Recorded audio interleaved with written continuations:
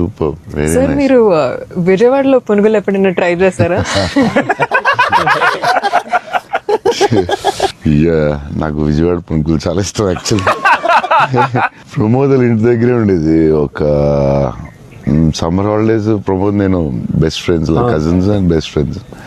So Pramod ఇంటి పక్కనే ఉండి, సో వాళ్ళ ఫాదర్ మమ్మల్ని వెస్పా మీద కూర్చుని పెట్టి ఫ్రంట్ సీట్లో, నేను front seat, Pramod back, and full speed వెళ్ళేవారు ఆయన వెస్పా మీద.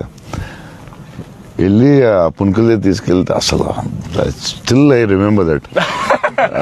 విజయవాడ వెళ్ళినప్పుడు కార్లో కూర్చుని మెల్లగా పునుకులు తిందామా అని. Too good. నేను అసలు అలాంటి పునుకులు ఎక్కడ తినలేదు లైఫ్లో. స్మాల్ చిన్న దాంట్లో పెట్టి దాని మీద చట్నీ వేసి, ఇంకా నాకు వాటర్ వస్తుంది. బజ్జీలు అన్నీ సూపర్, కానీ ఆ పునుకులు మాత్రం ఎక్సలెంట్, అసలు ఎక్సలెంట్ అండ్ ఎక్సలెంట్. పునుగులు is an emotion sir. It is seriously.